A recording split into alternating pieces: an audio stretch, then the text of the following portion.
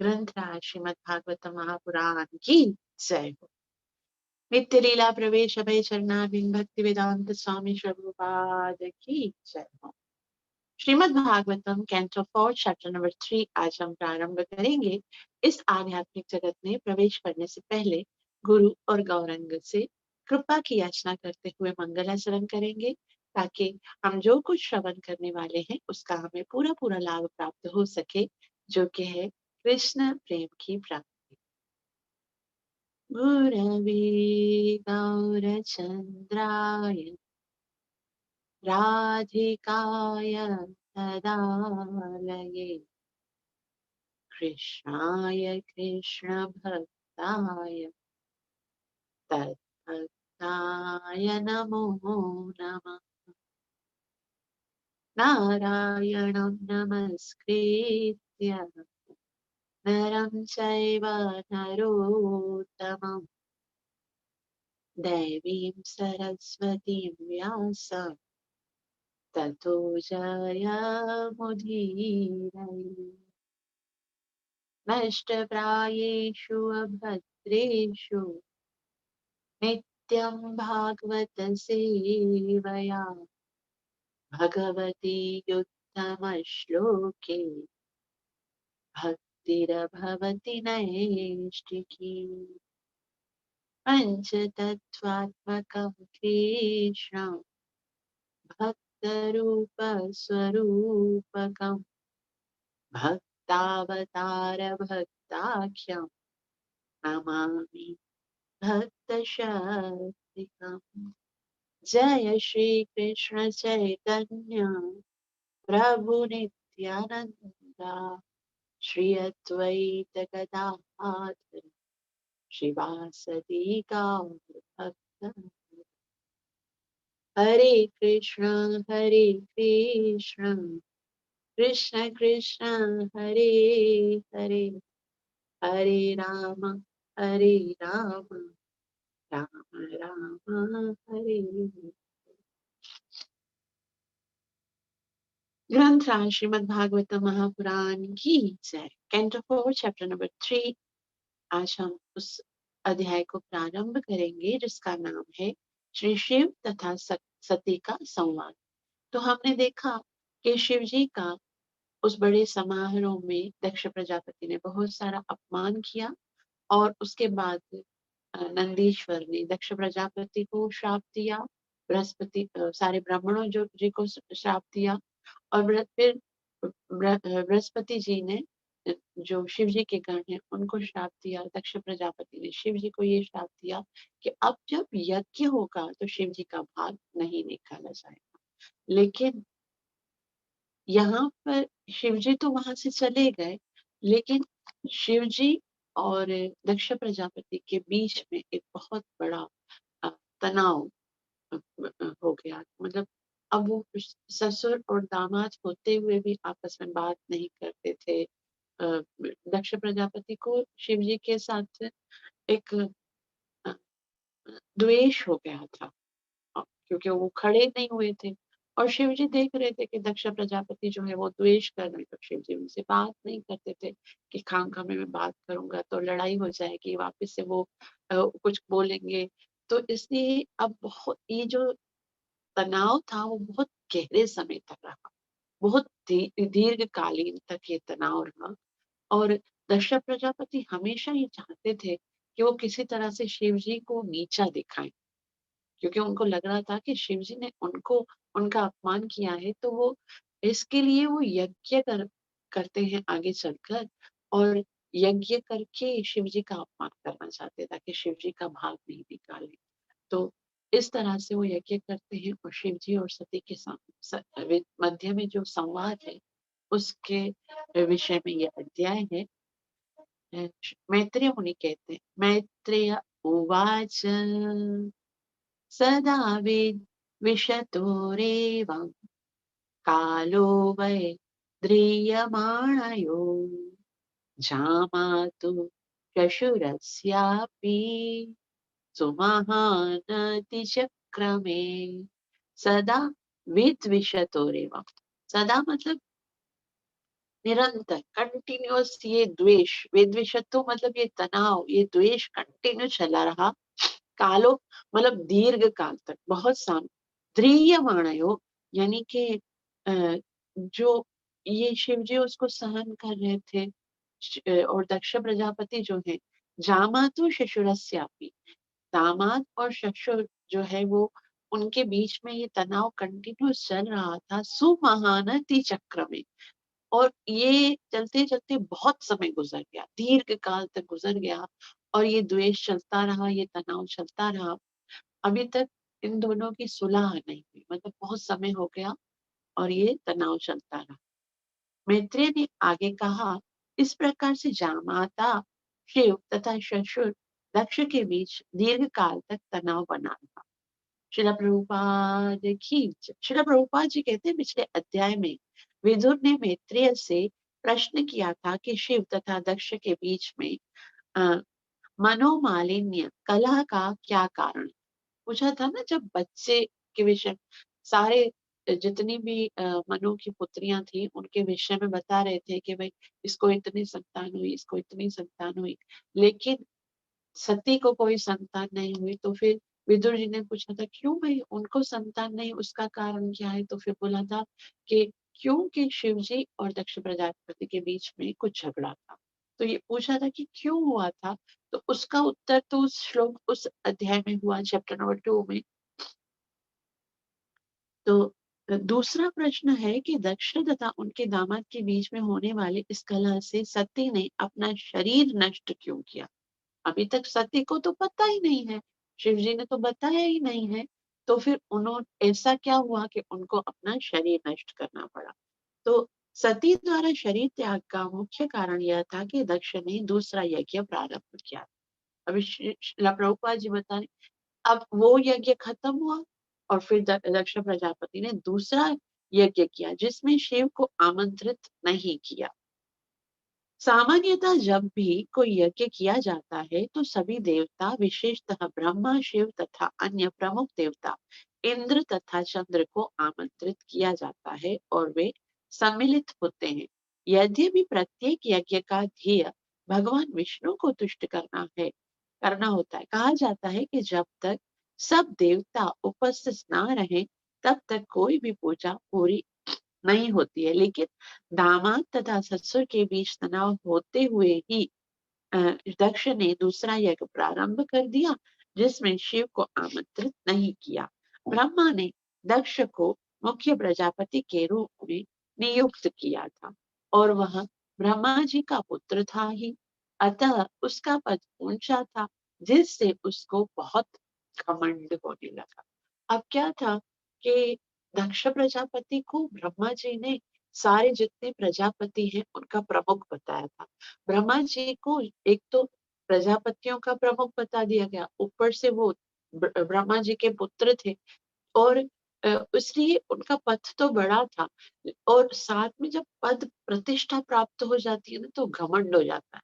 उसको ये लग रहा था कि शिव जो है वो तो, मतलब मैं तो सारे प्रजापतियों का मतलब सबसे प्रमुख हूँ, और ये तो कुछ भी नहीं है मेरे सामने, तो बहुत घमंड हो गया था। इसलिए वैसे तो यज्ञ करना चाहिए भगवान की प्रसन्नता के लिए, लेकिन दक्ष प्रजापति यज्ञ कर रहे थे शिव जी को नीचा दिखाने के लिए, उनको आमंत्रित ना करके उनको नीचा दिखाना चाहते थे। सारे देवी देवताओं को बुलाए लेकिन शिव जी को नहीं बुलाए। आगे कहते हैं, मैत्रेय मुनि विदुर जी से कहते हैं, यदाभिषिक्तो दक्षस्तु ब्रह्मणा परमेष्ठिना प्रजापतीनां सर्वेषाम् आधिपत्यस्मयो भवत्। यदाभिषक्तो, अभी मतलब अभी नियुक्त किया दक्ष प्रजापति को, जैसे ही ब्रह्मा जी ने, ब्राह्मणों परमेष्ठिना, ब्रह्मा जी ने परमेष्ठिना प्रमुख नियुक्त किया दक्ष प्रजापति को, प्रजापति नाम सर्वेशम, जितने भी प्रजापति हैं उसमें सबसे श्रेष्ठ, आधिपत्य सब स्मयो भवत, और आधिपति जब उसको दक्ष प्रजापति को नियुक्त किया गया तो स्मयो भवत, उसको बहुत ज्यादा घमंड हो गया। अर्थात ब्रह्मा ने जब दक्ष को समस्त प्रजापतियों का प्रमुख बना दिया था, तो दक्ष गर्व से फूल उठा था। श्रील प्रभुपाद जी कहते हैं, यद्यपि दक्ष शिव जी के प्रति ईर्ष्या द्वेष तथा शत्रुता से पूर्ण था, तथापि उसे समस्त प्रजापतियों का अधीक्ष नियुक्त कर दिया गया। इससे उसको अतीव गर्व हो गया। जब मनुष्य को अपनी भौतिक संपत्ता पर गर्व हो जाता है, तो वह कोई भी आपदाजनक कार्य करता है। अतः दक्ष ने झूठी प्रतिष्ठा के बल पर कार्य किया। इस अध्याय में उसी का वर्णन। तो जैसे ही किसी को पद प्राप्त हो जाता है, प्रमुखता, या फिर यहाँ श्री प्रभुपाद जी बोलते हैं कि भौतिक संपत्ता जब उसको प्राप्त होती है, तो उससे विनम्रता आनी चाहिए। पद प्राप्त होता है तो उसके अंदर हमें विनम्रता होनी चाहिए कि मुझे भगवान ने ये पद दिया है। लेकिन दक्ष प्रजापति को गर्व हो गया। घमंड होने के बाद जीव जो है वो कोई ऐसा कार्य कर बैठता है, आपदाजनक कार्य कर बैठता है, तो दूसरों का अपमान कर बैठता है, दूसरों के साथ गलत व्यवहार कर बैठता है। बस ऐसा ही दक्ष प्रजापति ने किया। दक्ष प्रजापति जो है, जैसे ही उसको सारे प्रजापतियों में प्रमुख बनाया गया, तो वो क्या करने लगे, इष्ट्वा सवाजपेयेन ब्रह्म ब्रह्मष्ठानभिभूय च बृहस्पति सवं नाम समारेभे क्रतुत्तमम्। इष्ट्वा स वाजपेयेन, इष्ट्वा मतलब संपन्न किया। अब जैसे ही प्रतिष्ठा प्राप्त हुई, वो यज्ञ प्रारंभ करने लगा, क्योंकि उसको लगा कि मैंने तो श्राप दे दिया है, अगर मैं यज्ञ करके उसको नहीं बुलाऊंगा तो एक प्रथा बन जाएगी, सब लोग नहीं बुलाएंगे। अगर जैसे बोल दिया है, मैंने शाप दे दिया है, लेकिन दूसरे देवताओं ने मुझसे पहले किसी और ने यज्ञ किया, किसी और प्रजापति ने किया, और शिव जी को आमंत्रण मिल गया, तो फिर ये मेरा जो श्राप है वो काम कैसे करेगा। तो उसने धड़ाधड़ यज्ञ करना शुरू कर दिया। पहले क्या किया, इष्ट्वास वाजपेयेन, वाजपेयेन एक बहुत बड़ा यज्ञ होता है, वो किया। और ब्रह्मष्ठान विभूय च, और इसका मेन कारण क्या था कि मैं शिव जी को नीचा दिखाऊं, शिव जी और उसके अनुयायियों की उपेक्षा करने के लिए। बृहस्पति सवम नाम, उसके बाद बृहस्पति सवम, ये बहुत बड़ा यज्ञ है, जो कि बहुत ही जो बड़े बड़े देवता है ना, सिर्फ बड़े बड़े प्रजापति सिर्फ वही कर सकते हैं। उससे पहले वाजपेय यज्ञ किया, उसके बाद बृहस्पति सवम नाम का यज्ञ किया। समारे भी क्रतुत्तम, और यज्ञों में सबसे श्रेष्ठ ये यज्ञ है, उसको संपन्न करने के लिए प्रारंभ किया। दक्ष ने वाजपेय नाम यज्ञ प्रारंभ किया, और उसे अत्यधिक विश्वास था कि ब्रह्मा जी का समर्थन तो प्राप्त होगा ही। तब उसने एक अन्य महान यज्ञ किया, जिसे बृहस्पति सव कहा जाता है। शिला प्रभुपाद की जय। शिला प्रभुपाद जी कहते हैं, वेदों में संस्तुति की गई है कि बृहस्पति सव नामक का यज्ञ करने से पूर्व वाजपेय यज्ञ संपन्न होना चाहिए। किंतु दक्ष ने इन यज्ञों को करते समय शिव जैसे महान भक्तों की उपेक्षा की। वैदिक शास्त्रों के अनुसार देवता यज्ञ में सम्मिलित हो, होने तथा आहुति में भाग लेने के अधिकारी हैं, किंतु दक्ष उनकी उपेक्षा करना चाह रहे थे। सभी यज्ञों का अभीष्ट भगवान विष्णु को तुष्ट करना होता है, किंतु विष्णु में उनके सभी भक्त आ जाते हैं। ब्रह्मा, शिव तथा अन्य देवता भगवान विष्णु के आज्ञाकारी दास हैं, अतः उनके बिना विष्णु सभी कभी संतुष्ट नहीं होते हैं। किंतु दक्ष को अपना पद का घमंड हो गया था, अतः वह ब्रह्मा तथा शिव को इस यज्ञ से यह सोचकर वंचित रखना चाह रहे थे कि यदि कोई विष्णु को प्रसन्न कर ले, तो फिर उनके अनुयायी को प्रसन्न करने की कोई आवश्यकता नहीं है। किंतु विधान ऐसा नहीं है। विष्णु चाहते हैं कि पहले उनके अनुयायी तुष्ट हों। भगवान कृष्ण ने कहा है, मद भक्त पूजा विधि का, यानी मेरे भक्त की पूजा मेरी पूजा से श्रेष्ठ है। इसी प्रकार से विष्णु पुराण में कहा गया है कि पूजा की सर्वश्रेष्ठ विधि विष्णु को आहुति प्रदान करना है, किंतु इससे भी श्रेष्ठ है कि कृष्ण के भक्तों की पूजा करना। इस प्रकार यज्ञों में शिव की उपेक्षा करना समुचित न था। तो यहाँ श्री प्रभुपाद जी बता रहे हैं कि दक्ष प्रजापति शिव जी का अपमान करने के लिए यज्ञ कर रहे थे। यज्ञ विष्णु की प्रसन्नता के लिए किया जाता है, और दक्ष प्रजापति सोच रहे थे विष्णु की प्रसन्नता तो हो ही रही है, फिर चाहे सबका अपमान हो जाए। लेकिन ये विधान नहीं है। विष्णु कभी भी, भगवान कृष्ण कभी भी इस बात से संतुष्ट नहीं होते। उनकी पूजा करने से उनको इतना संतुष्टि नहीं होती जितना कि अगर किसी और वैष्णव का अपमान होता है तो उससे जितना दुख होता है। मतलब भगवान चाहते हैं मेरे भक्तों को प्रसन्न रखा जाए। भगवान चाहते मत भक्त पूजा विधि का, मेरे भक्तों की पूजा में तो खुद भी भगवान कहते हैं कि भक्तों का दास हो। अहम भक्त पराधीन भक्तर भक्त जना प्रिया। भक्त तो छोड़ो, जो मेरे भक्त के भक्त हैं उनका मैं वो मेरे इतने प्रिय हैं। तो भक्तों का अपमान सहकर भगवान उससे कैसे संतुष्ट होंगे। लेकिन दक्ष प्रजापति भगवान की प्रसन्नता के लिए यज्ञ कर रहे थे, और उस यज्ञ में शिव जैसे महान देवता का अपमान। तो ये अ, बहुत दुखदायी कार्य है कि कोई व्यक्ति भगवान की खुशी के लिए कार्य करे और देवता जो कि महान वैष्णव शिव जी है उनका अपमान करे। तो दक्ष प्रजापति ने पहले वाजपेय यज्ञ किया, उसमें भी शिव जी का अपमान किया, और उसके बाद बृहस्पति सव यज्ञ किया जो बहुत महान है। उसमें सारे देवी देवताओं को आमंत्रित किया कि आप सब आइए, लेकिन शिव जी की उपेक्षा की, शिव जी को नहीं बुला। श्री प्रभुपाद आगे कहते हैं मैत्रेय मुनि, तस्मिन् ब्रह्मर्षयः सर्वे देवर्षि पितृदेवता आसन् कृतस्वस्त्ययन्ना तत्पत्न्यश्च सभर्तृका।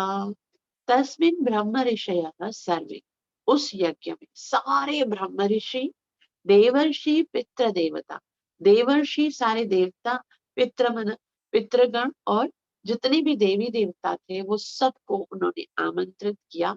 आसन, आसन मतलब वहां पर थे। कृत स्वस्ति आयना, आभूषणों से अच्छी तरह से, यानी कि उनको बुलाया था कि भाई आप अच्छे अच्छे, बहुत बड़ा फेस्टिवल है, बहुत बड़ा प्रोग्राम किया जाएगा, यज्ञ संपन्न हो रहा है, तो सब अच्छे अच्छे आसन कृत स्वस्थ, मतलब बहुत सारे आभूषणों से युक्त होकर, अलंकृत होकर, और तत्पत्न्यश्च सर्व सभर्तृका, तत्पश्चिम यानी सारी देवी देवता और सारे पितृगण, सारे ऋषिगण, ब्रह्म ऋषिगण, तत्पत्नियां उनकी पत्नियों के साथ सभर्तृका अपने अपने पति पत्नी, यानी पति और पत्नी बहुत अच्छे सुंदर अलंकारित ड्रेसिंग के साथ, श्रृंगार के साथ उस यज्ञ में आमंत्रित किए गए, और वो सब वहां से गुजर रहे हैं। सब इतने सुंदर सुंदर वस्त्र धारण करके सब वहां से जा रहे हैं। अनुवाद, जब यज्ञ संपन्न हो रहा था, ब्रह्मांड के विभिन्न भागों से अनेक ब्रह्म ऋषि मुनि पितृकुल के देवता तथा अन्य देवता आभूषणों से अलंकृत अपनी अपनी पत्नियों सहित उसमें सम्मिलित हुए। श्रीला प्रभुपाद की जय। श्रीला प्रभुपाद जी कहते हैं कि किसी भी उत्सव में, चाहे ब्याह हो, यज्ञ हो, पूजा हो, विवाहित स्त्रियों के लिए यह शुभ माना जाता है कि वे अच्छे अच्छे आभूषणों, वस्त्रों तथा अ, अंगरागों से अपने को अलंकृत करें। ये मांगलिक चिन्ह है। उस बृहस्पति समय यज्ञ नामक महान यज्ञ में स्वर्ग की अनेक स्त्रियां अपने अपने देवर्षि, राजर्षि तथा देवपतियों के साथ एकत्रित हुई। इस श्लोक में यह विशेष रूप से उल्लेख है कि वे अपने अपने पतियों के साथ आए, क्योंकि जब स्त्रियां अच्छी तरह से अलंकृत होती हैं तो उनके पति और अधिक मुद्रित होते हैं। देव तथा मुनियों की पत्नियों की सज्जा, उनके आभूषणों तथा वेशभूषा एवं ऋषियों मुनियों की प्रसन्नता, ये सब उत्सव के मांगलिक चिन्ह थे। तो यहाँ श्रील प्रभुपाद जी बोलते हैं ये स्त्रियों के लिए बहुत मतलब जब भी कोई प्रोग्राम होता है, जब भी कोई उत्सव होता है, यज्ञ होता है, पूजा होता है, शादी होती है, ब्याह होता है, एंगेजमेंट होती है, सेलिब्रेशन होता है, तो उसमें बाकी सारी चीजों के साथ साथ एक चीज ये भी मुख्य है कि वहां पर स्त्रियां जो है वो बहुत सुंदर सुंदर आभूषण, बहुत सुंदर सुंदर अलंकार और वस्त्र धारण करके आती है। तो अब सारी स्त्रियां जो है, पत्नियां जितनी भी देवर्षियों की, देवताओं की पत्नियां इतनी सुंदर सुंदर आभूषण वस्त्र धारण करके जा रही थी। कैसे जा रही?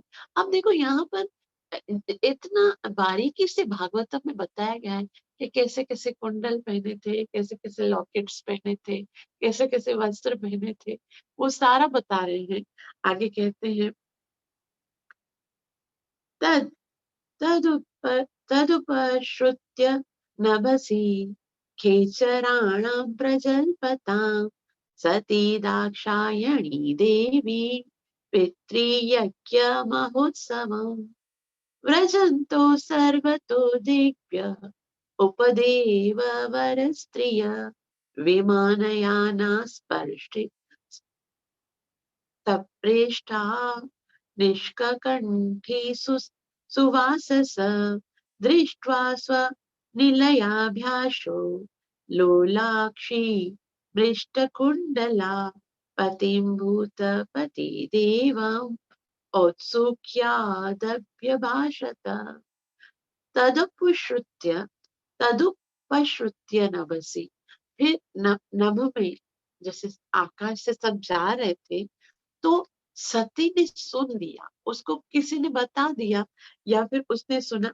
खेचराणम प्रजलपता, खेचरण मतलब आकाश में उड़ते उड़ते सारी स्त्रियां अब जा रही होती है ना, स्त्रियां तो उनकी एक आदत होती है कि वो बातें करती हुई जाती होती है कि अब हम वहां जाएंगे, दक्ष प्रजापति का यज्ञ हो रहा है, ये वो। तो सती ने भी सुन लिया, मानो किसी से पूछ लिया भाई आप कहाँ जा रहे हो, तो उसने बोला आपको नहीं पता दक्ष प्रजापति के घर में इतना बड़ा यज्ञ हुआ है और हम सब वहीं पर जा रहे हैं। तो इतनी सारी स्त्रियां जा रही हैं और पता चला कि यज्ञ कहाँ हो रहा है, मेरे पिताजी के घर पे हो रहा है। तो सती दाक्षायणी देवी, सती जो है वो दक्षायणी है क्योंकि वो दक्ष की पुत्री है। पितृ यज्ञ यज्ञ महोत्सव, मेरे पिताजी के घर में इतना बड़ा यज्ञ महोत्सव है। और व्रजंती सर्वतो दिव्य, तो सारे जितने भी दिशाएं हैं वहां से सब लोग जा रहे हैं। तो उपदेव वर स्त्रिया, देवताओं की सुंदर सुंदर स्त्रियां सारी दिशाओं से उस तरफ जा रही हैं। और विमानया सब प्रेष्ठा, सब अपने अपने पतियों के साथ विमान में बैठी हुई हैं। निष्क कंठी सुवाससा, इतने सुंदर सुंदर कंठी पहनी हुई है, लॉकेट पहने हुए हैं। सुवाससा, इतने सुंदर सुंदर वस्त्र पहने हुए हैं। दृष्टवा स्वनीलयाभ्यासो, और उन्होंने देखा स्वनील, उन जो भी जा रहे हैं उनके निवास से एकदम निकट से जा रहे हैं, मतलब जा रहे तो आकाश से हैं लेकिन आकाश से भी कैसे जा रहे हैं, सीधा कैलाश से होकर फिर जा रहे हैं। तो स्वनीलयाभ्यसो, तो लोलाक्षी, लोलाक्षी मतलब उसको ऐसा लग रहा था सबको देखते ही, जो भी जा रहा उसको ऐसे देखती, अच्छा ये भी जा रही है, अच्छा इसने भी वस्त्र पहने, ये भी जा रही है, उसने भी, इसने कितनी अच्छी ड्रेस पहनी है, उसने कितने अच्छे कुंडल पहने, तो सबको देख रही है बहुत ही ललचाई हुई। लोलाक्षी मृष्ट कुंडला, उनके कुंडल को, उनके वस्त्रों को, उनके लॉकेट्स को सबको देख रही है। और पतिम भूत पति देवम, और अपने पति जो कि उसके पति हैं वही भूतपति है, भूतनाथ है। अ, और दभ्य भाषिता, बहुत ही उत्सुकता के साथ सती जो है अपने पति भूतनाथ शिव जी के पास जाती है और उनसे कहती, अनुवाद, दक्ष कन्या साध्वी सती ने आकाश मार्ग से जाते हुए स्वर्ग के निवासियों को परस्पर बातें करते हुए सुना कि उसके पिता द्वारा महान यज्ञ संपन्न किया जा रहा है। जब उसने देखा कि सभी दिशाओं से स्वर्ग के निवासियों की सुंदर स्त्रियां, जिनके नेत्र अत्यंत सुंदरता से चमक रहे थे, उसके घर के समीप से जा होकर, सुंदर वस्त्रों से सुसज्जित होकर तथा कानों में कुंडल एवं गले में लॉकेट युक्त हार से अलंकृत होकर जा रही है, तो वो अपने पति भूतनाथ के पास अत्यंत उद्विग्नता पूर्वक गई और इस प्रकार बोली। शिला प्रभुपाद की जय। शिला प्रभुपाद कहते हैं कि ऐसा लगता है शिव जी का निवास स्थान इस लोक में ना होकर कहीं बाह्य अंतरिक्ष में था, अन्यथा विभिन्न दिशाओं से इस लोक की ओर आते हुए विमानों को सती कैसे देख पाती और विमान के यात्रियों को दक्ष के द्वारा संपन्न किए जाने वाले यज्ञ के संबंध में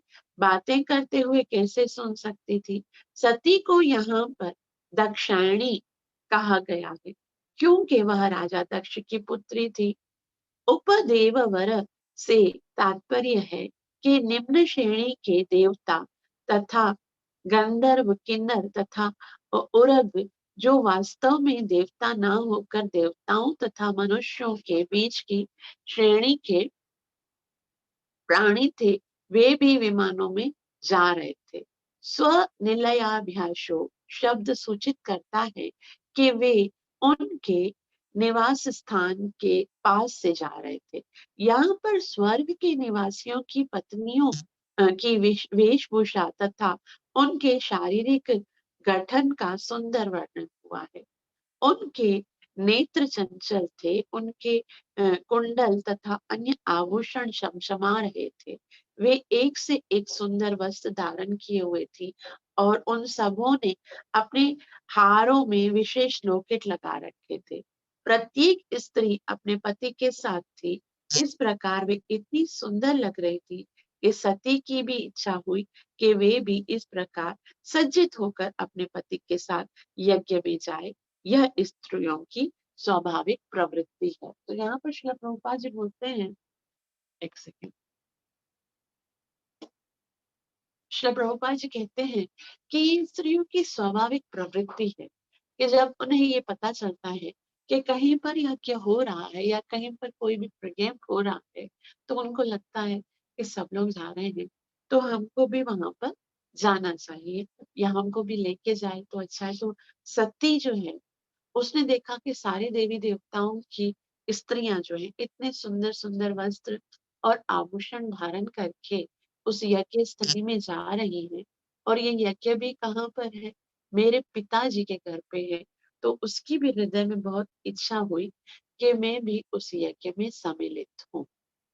तो सती जो है वो अपने पति शिव जी को कहती है, सतीयुवाच प्रजापतिस्ते श्वशुरस्य साम्प्रतम् निर्यापतो यज्ञमाहुत्सवः किल वयं च तत्र विसरामवामते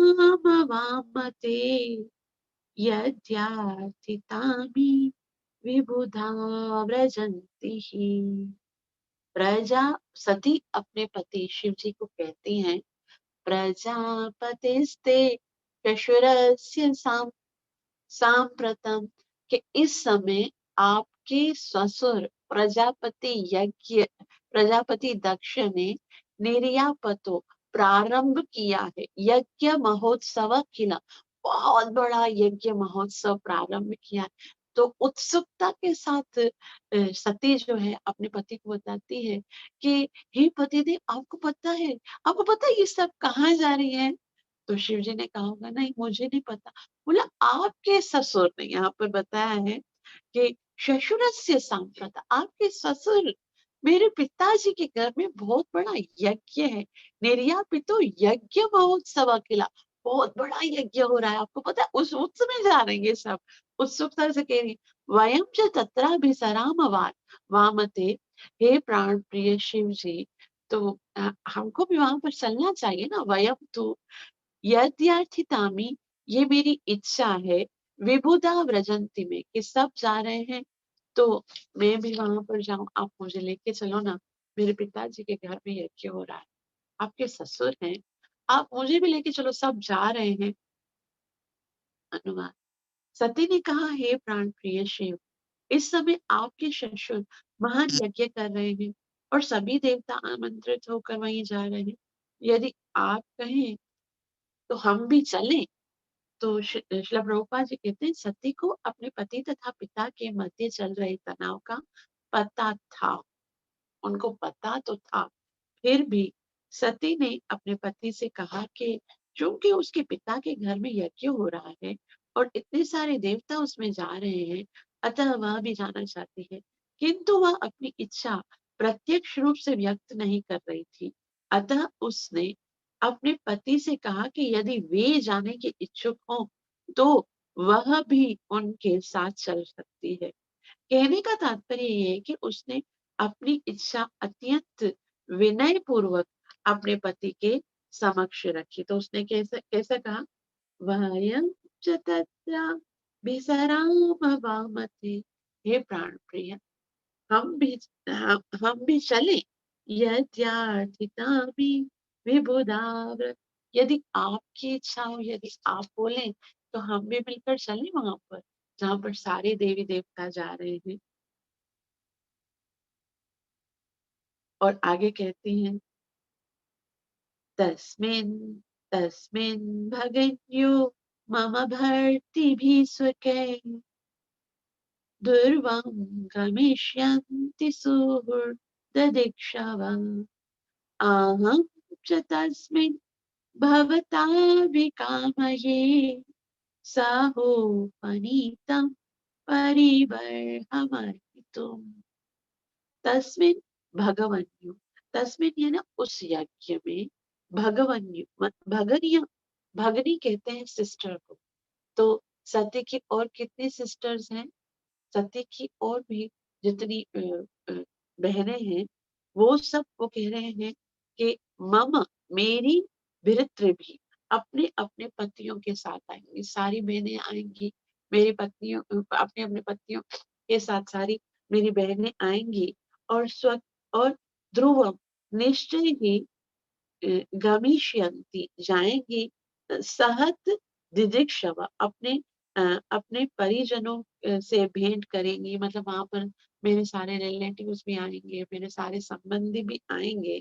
तो अहम यानी मैं, च तस्मिन, उस उत्सव में, भवता, आप यानी शिव के साथ, मैं भी अगर उस उत्सव में आपके साथ जाऊंगी तो अभी काम ये, मेरी ये इच्छा है कि मैं भी जाऊं, अपनी बहनों से मिलूं, अपने सारे संबंधियों से मिलूं।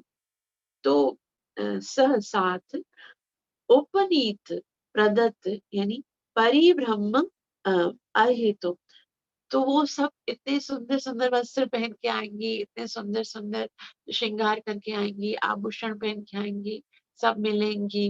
वहां पर कितने सारे मेरे संबंधी होंगे, वो सबसे मिलेंगी। तो अगर आप बोले तो हम दोनों भी चले वहां पर। अनुवाद। मैं सोचती हूँ कि मेरे सभी बहनें अपने संबंधियों से भेंट करने की इच्छा से अपने अपने पतियों सहित उस महान यज्ञ में अवश्य आई होंगी। मैं भी अपने पति द्वारा प्रदत्त आभूषणों से अपने को अलंकृत करके आपके साथ उस उत्सव में भाग लेने की इच्छुक हूँ। तो मेरे पास भी कितने सुंदर सुंदर ड्रेसेस हैं, इधर जाती भी तो नहीं हूँ, इतने सुंदर सुंदर आभूषण हैं, अपने पिता के घर से लेकर आई, तो मैं पहनती नहीं हूँ। आज मेरी बहुत इच्छा हो रही है कि सब पहन के जा रही है तो मैं भी पहन के जाऊं। आप मेरे साथ चल रहे हो, हम दोनों भी चलें। शिला प्रभुपाद की शिला प्रभुपाद जी कहते हैं, यह स्त्रियों का स्वभाव है कि वे आभूषणों तथा वस्त्रों से अलंकृत होकर अपने पतियों के साथ सामाजिक उत्सव में जाना चाहती हैं। वहां अपने इष्ट मित्रों तथा संबंधियों में मिलती हैं और इस प्रकार जीवन का आनंद उठाती हैं। तो साधारणतः स्त्रियों को ये बात बहुत अच्छी लगती है, श्रृंगार करना, वस्त्र पहनना और आभूषण पहनना, और अपने जितने भी रिलेटिव हैं उनके सामने ये सुसज्जित होकर जाना उनको अच्छा लगता है और वो आनंद लेती हैं। यह कोई विलक्षणता नहीं है क्योंकि भौतिक सुख का मूल आधार स्त्रियां हैं। इसीलिए संस्कृति में स्त्री शब्द प्रयुक्त मिलता है जिसका अर्थ है वह जो भौतिक सुखोपभोग के क्षेत्र में विस्तारित कर देती है। मतलब स्त्रियां जहां पर होती है ना, जेंट्स लोग होते हैं ना, पुरुष लोग, वो ज्यादातर बिजी रखते हैं अपने आप को काम में काज में, वो कमाते हैं, वो कमा कमा के आती हैं, स्त्रियां लुटा लुटा के आती है ना। वो जेंट्स लोग को इतना वस्त्रों को अभी तो फिर भी, लेकिन इतना वस्त्रों का, गहनों का, ये जेंट्स पुरुष लोग में नहीं है। स्त्रियां जो, उसका मतलब ये यहाँ पर श्री प्रभुपाद जी बोलते हैं कि उनका मतलब ही है वह जो भौतिक सुखोपभोग के क्षेत्र में विस्तार कर देती है। भौतिक जगत में स्त्री तथा पुरुष के मध्य आकर्षण होता है। बद्ध जीवन की यह व्यवस्था है। स्त्री पुरुष को आकृष्ट करती है और इस प्रकार से सांसारिकता, जिसमें घर, संपत्ति, संतान, मित्रता इत्यादि सम्मिलित है, बढ़ी बढ़ती जाती है और भौतिक आवश्यकताएं घटने के बजाय बढ़ती जाती हैं और मनुष्य भौतिक भोग में फंस जाता है। किंतु शिव जी में तो ऐसा है कि स्त्रियां जो है वो विस्तार करती हैं, ये भी चाहिए, ये भी चाहिए, मुझे ये वस्त्र चाहिए, ये गहने चाहिए, ऐसा घर चाहिए, ऐसा फर्नीचर चाहिए। तो इस तरह से स्त्रियों की फरमाइशें पूरी पूरी करते करते भौतिक जो आकर्षण है वो बढ़ता जाता है, भौतिक आवश्यकताओं को बढ़ाती है। और श्रील प्रभुपाद जी कहते हैं कि अ, बढ़ती मित्र इत्यादि संपत्ति है बढ़ती जाती है, भौतिक आवश्यकताएं घटने के बजाय बढ़ती हैं। जैसे जैसे वो और भी चाहिए होती है, ये भी चाहिए, उसने ऐसा लिया तो मुझे, और इनमें देखा देखी भी बहुत होती है। उसने ऐसी ड्रेस ली है तो मुझे उससे भी अच्छी चाहिए, उसने ऐसा ज्वेलरी लिया मुझे उससे भी अच्छा, वो ऐसा प्रोग्राम कर रहे हैं तो हमें उससे अच्छा करना है, ऐसा उनका घर है तो मुझे उससे भी अच्छा घर लेना है। तो इस तरह क्या है, बहुत स्त्रियों के अंदर ना लालच बहुत होता है।